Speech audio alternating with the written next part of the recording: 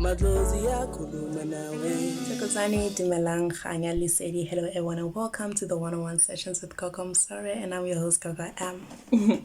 Okay, so today I want to talk about rainwater name. So disclaimer, in this video name I am gonna be going to details about certain things, while other things I'm not gonna go into details about. And the things that I do not go into details about, sort of like how you use rainwater step by step, all those kind of things are things that I will not teach you guys. Don't be mad, but certain things you know. So I'm just gonna give you guys the rundown for maybe, for example, someone has a dream of collecting rainwater. What are the meanings of it and all those things. Right? So I have my notes because this is gonna be a long video. So so let's start now. So I noted down that rainwater is the most powerful form of water, right? And whereas is the most powerful form of water, it is drawn from the earth and has all four earthly elements to it. So the reason why I say it has four elements, because a lot of people just stick to three elements. Now, the reason why I said it has four elements, to me, or rather from my experience, rainwater has the element of water, the element of earth, the element of air, and the element of fire to it. Name. The reason for the element of water, obviously it is water, so we don't need to explain that name. The element of earth is due to the fact that it is from the earth. You find it from the ground. Like before you get rain, it evaporates from the ground. Name. The element of air is the fact that even when it evaporates, like anything that evaporates, water, when it evaporates, it becomes air, right? Hot air that goes into the clouds. We all did this in school, so we know what I'm talking about. And the element of fire is very important because the heat from the sun, the fire from the sun is the one that heats it up, so it can actually go through this whole water cycle. I was about to say evolution, water cycle process that allows us to receive rainwater, right? So rainwater is one of the most purest form of water because it is not tainted by the earth, it is not tainted by anything. This is pure water that is coming from the earth, that is coming from the sky, and that has no thingy at all, no toxins or any of those things. Like it's sort of like similar to the water that you get in sacred ponds and whatnot, because that water is always clean. But the difference with it and rainwater is that rainwater, it's fresh from the sky. I don't know if that makes sense, but you guys get what I mean.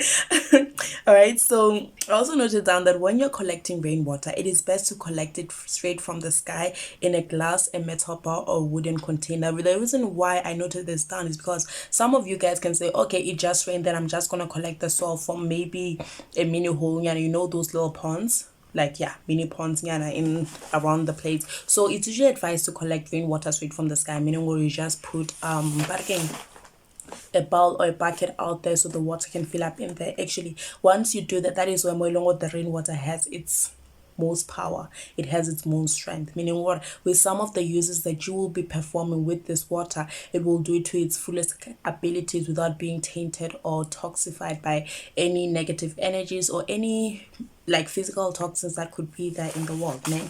And also I did mention there are different forms of rainwater, such as seasonal water. So seasonal rainwater is rainwater that comes every season. Like it can be the first rain of summer, rain that occurs in spring, rain in winter. So all this different types of rainwaters, they have their own benefits, they have their own function. So every season has its own form of rain that has its own function, right? There's also moon water. So there's water that you can collect in the night of a full moon.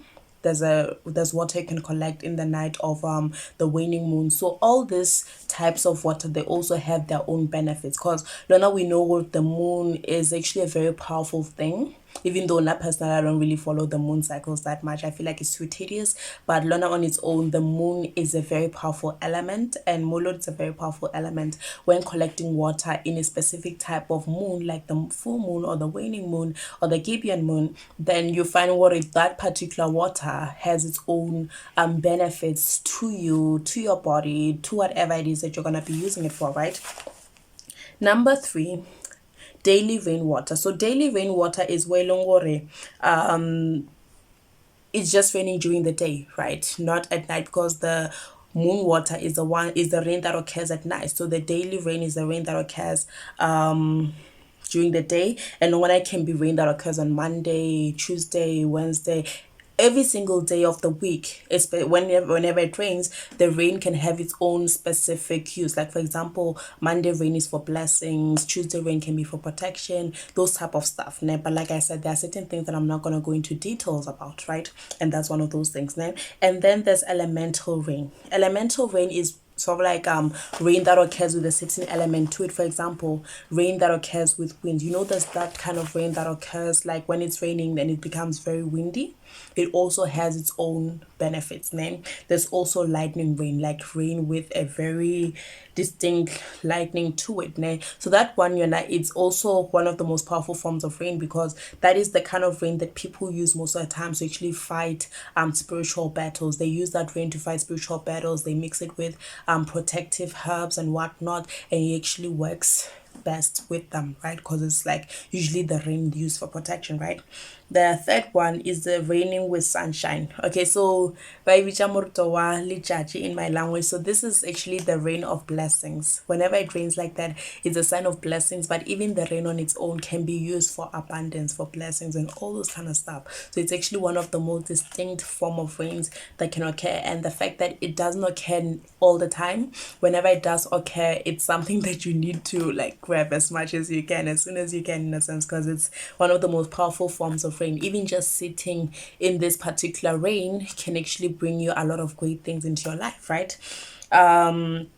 Number 4 is hail rain. Hail rain is rain that has hail with it. Hail as in like a bit of like ices to it. So with that one, you collect the whole thing. So yes, in your package you could find out there's a lot of ice and it will melt on its own. So hail rain is also very good for protection and whatnot. So yeah. The other one is rain from the trees. So rain from the trees is the rain that you collect from the trees. Let's say for example it's raining, you don't collect the rain straight from the sky, but you put your bowl next to a to tree leaves, and when the rain hits the leaves, it slides into your bowl. That is also a very great kind of rain. And on a morning dew, like that comes in that form, is also very powerful and whatnot, right?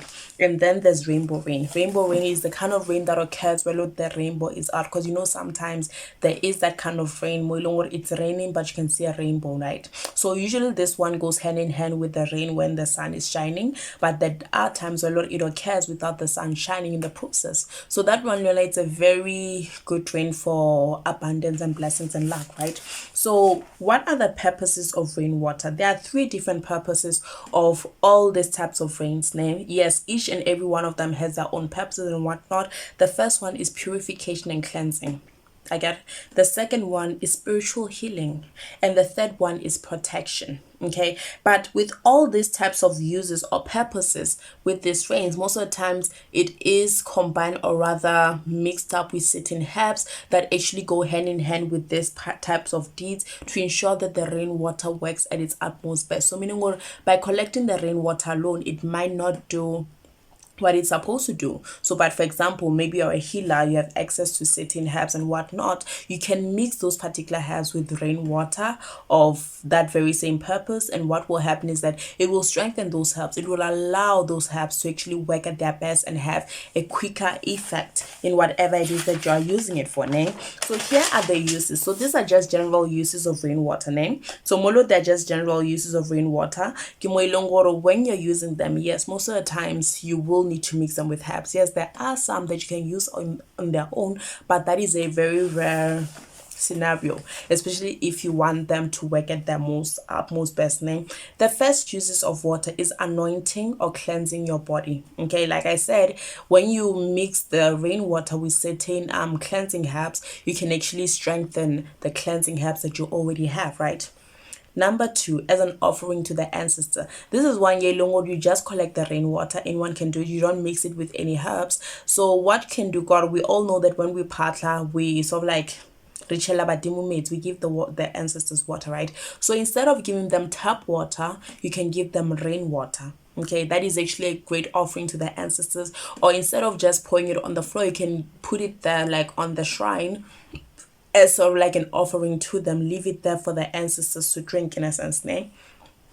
The third use is cleansing your shrine and altar. Ne? So where you pray, where you park, like let's say for example, you have a specific spot in the home where you do all these things. Then you once in a while you can just clean that spot with certain rainwater that you have collected, right? So that is actually gonna make sure that it removes any negative energies or entities. So whenever you pray, whenever you talk to God and your ancestors, it's only them that get the message, and no negative energies or entities can disrupt or interrupt your communication with your ancestors, right? And with God. Number 4, strengthening muti. So like I said, most of the times when you use these different types of rain, the main purpose is to strengthen your muti. The main purpose is to make sure that whatever muti that you are using works over time. It works faster and it's more stronger, and it has more effect as compared to just the herbs alone. Like I said, it is a very powerful tool for a lot of healers. It's a very powerful tool for a lot of shamans, and when you use it the right way, then it will yield the best type of results for you, right? Number 5, to wash and to cleanse spiritual tools. So there are those spiritual tools like the taola, our divine bones, our talkers, I don't know what they call talkers in English, our talkers, our arrows, there are those ancestral things, our cloves, our beads. You can sometimes wash those things with the rainwater. That cleanses them, that removes any negative energies that may be attached to them. Because when you're consulting people, if that person has a lot of negative energy, those negative energies can attach themselves to your body, or they can attach themselves to your divine bones. So you're removing those things from your bones, you remove those things from your spiritual tools, right? Number 6 can be added to spiritual baths. Né? So spiritual baths are baths where you're using certain herbs and whatnot. So when you add it to the spiritual baths, it just makes things even better. Like for example, when you, like I said earlier, when you're using the rainwater, that is actually significant for blessings and luck, and you pour it in the bathtub with your blessings and luck herbs, then it's actually gonna work better in a sense. Like it goes hand in hand with strengthening your muti, right?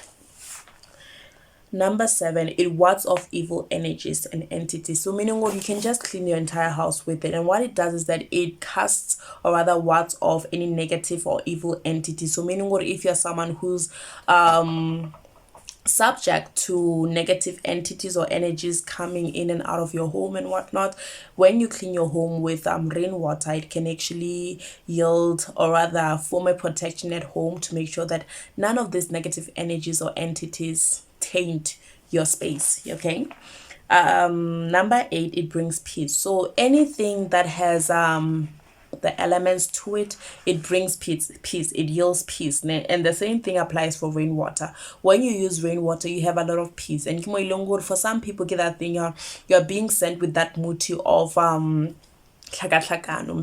like a lot of fights and arguments and disagreements in your life. So rainwater can actually help clear that away from you. So wherever you go, people love you. Wherever you go, there's peace, there's tranquility, all those kind of things.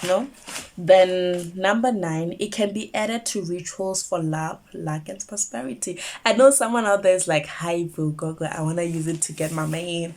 Don't use it for the bad things, guys. Like, use it for the right things. So it can be used for those rituals, because there are certain rituals you don't necessarily need to bathe with the herbs, but there are certain procedures that you go through and whatnot. So when you are doing some of those rituals, adding certain rainwater can actually yield the best results for you at the end of the day. Man.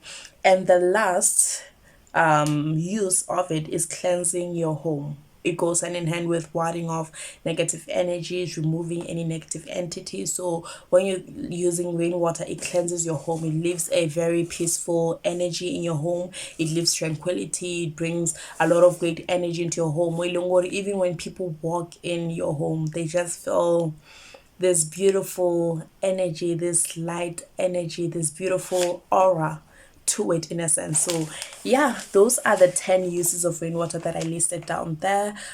So most of healers will actually know what it's about, but some of you guys that are not healers, I believe these videos can assist or rather help you in terms of what you can do in order to strengthen certain herbs and to get the best results out of certain herbs and whatnot. Anyways, thank you guys for joining me today. I hope you guys had a beautiful one. I hope you guys enjoyed this video. Bye bye. Madlozi yakhuluma nawe.